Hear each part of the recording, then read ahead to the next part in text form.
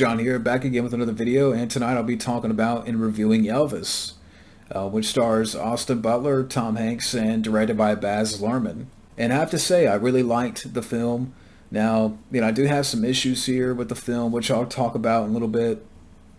Now, when it comes to Baz Luhrmann as a director, this was the first time for me experiencing him as a director. I mean, I have not seen, Romeo and Juliet from back in the day. With DiCaprio, I have not seen Moulin Rouge. I have not seen The Great Gatsby.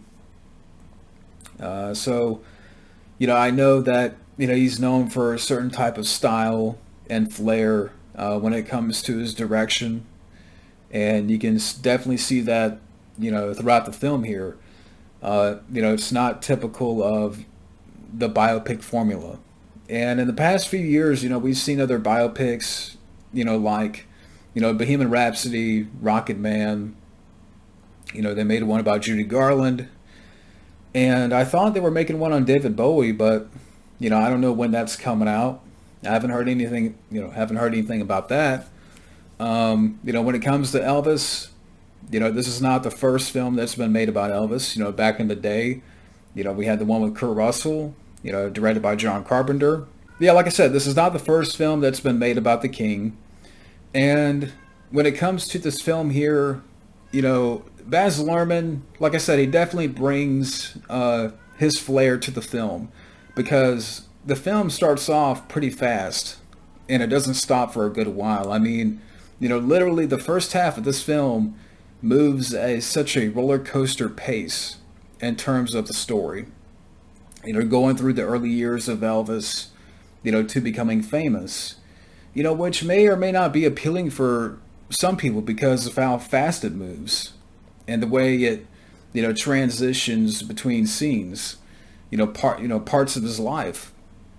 And like I said, I know Baz Luhrmann's known for a certain type of style, and like I said, it's definitely not of a typical formula that you see a lot in biopics.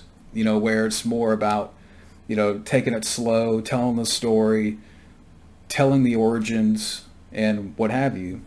For me, the second half of this film is where things, slow down, and it goes into, the later years of Elvis. Now, I'm not some super hardcore, I do like Elvis. I do like some of his music. I'm not going to sit here and say that, I'm a purist or, I'm a diehard hardcore, Elvis fan that, I know a lot of fans out there, a lot of big time Elvis fans may not like the movie. They may not like the style, because the film does have quite a bit of energy. It moves at such an energetic pace, especially in the first half. But like I said, in the second half of the film is where, it slows down a little bit, getting into the later years, like the late 60s, the early 70s, and then his decline, the decline of the King. Now, in terms of performances, I mean, Austin Butler did a great job playing Elvis. I have to say, for a guy that I don't know much about. Apparently, he started off, doing some Disney shows, some shows on Nickelodeon. And I think he was in Once Upon a Time in Hollywood, but I still haven't seen that film. So it's pretty much an unknown here. Austin Butler. But to me, he really embodied Elvis.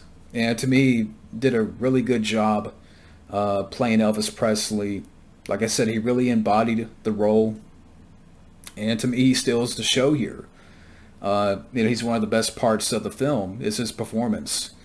Tom Hanks as Colonel Tom Parker. I don't know much about as a person. I don't know much about the relationship between Elvis and Colonel Tom Parker. And I like Tom Hanks, but for me, if I could be perfectly honest here, throughout the film here, I thought at times he was a bit too much. Even from the trailer, maybe it's just the makeup, the way the Colonel sounded, and I don't think he sounded like that in real life. I know he was from a different country, And that's about all I know about the Colonel. That he was not born in America, but I could be wrong about that. But again, that's me not knowing too much about Colonel Tom Parker. My knowledge about Colonel Tom Parker is like this much, maybe like a fingernail. That's it. So, like I said, I'm not the expert on their relationship or the person. But again, I like Tom Hanks as an actor. He's a great actor. But again, if I could be perfectly honest here, throughout the film, I felt his performance was a little bit too much, too, over the top. And maybe one can argue that, his character for this film here, the way he's portrayed, fits with the style of the film, being, really glitzy and over the top and what have you. And maybe, but, because they really make him to be the villain of the story. They really make him out to be the protagonist of, this film here. I mean, but I don't know. I just don't know. I mean, there's scenes between Austin Butler and Tom Hanks that are subtle, that work. But there's other times that I wish that Tom Hanks was more, subdued. Like, again, I don't know much about the person, but I don't know why the director felt like, you know, this was a good performance. Like it felt the director was telling Tom Hanks, "Oh, embellish it more."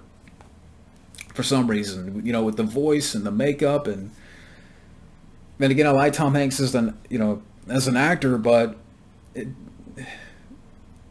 I think some people will either like this performance or don't like the performance. And I will say, in the more low key moments, subtle moments between Austin Butler and Tom Hanks, it's fine.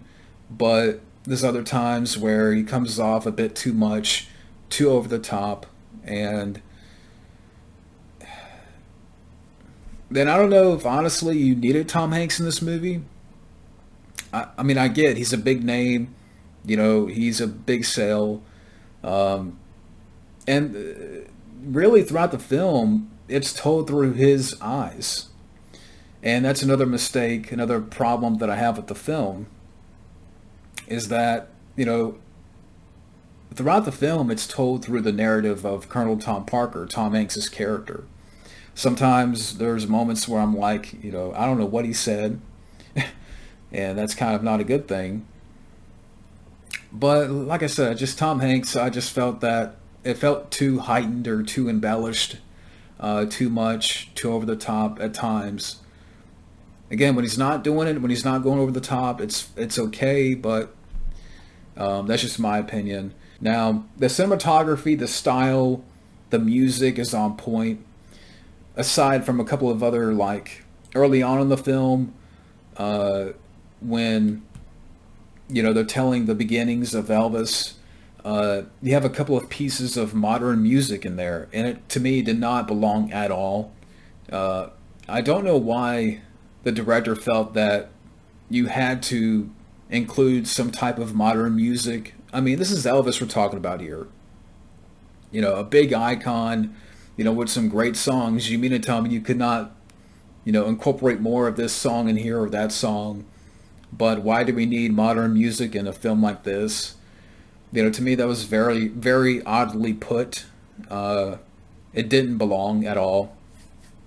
Now, when you see Elvis perform in the film, when he sings or performs a song, it was great. And it felt like you were part, like if you were part of the crowd, it felt like a concert. And it sounded great in a theater. And that's one of the things that I really liked about the film, is that when you have moments where Elvis is singing one of his great songs, again, you feel like you're part of the crowd. And especially, it sounds great in the theater. And Austin Butler, I keep going back to him, but like I said, he really embodies the role of Elvis. And I really applaud Austin Butler for, pulling that off. And, for a guy, an actor that is really an unknown, I really got invested into his performance. And then, kind of getting towards the end of the film, I really felt bad for Elvis, and it got sad because eventually we know what happens. But and there's a lot of things too that you learn that I did not know about. So there's some really interesting stuff here about Elvis that I didn't know about, and his relationship with the Colonel Tom Parker. Which again, I don't know much about the relationship, but it was interesting that there were some things in here that you know, I learned. Uh, Now, like I said, I really liked the cinematography of the film. The style is on point. The look of the film looks beautiful. Definitely has that Baz. Even for me, the first time experiencing Baz Luhrmann, I'm like, okay, this guy definitely brings a lot of flair, with his direction. Again, it's really in the first half of the film. It moves like a roller coaster, uh, where it doesn't really keep on one scene for a long time. And again, some people might get turned off by that, but I liked the energy of the film. And like I said, I whenever you hear going back to the music for a second, whenever you would hear some of his classic songs, it's great to watch.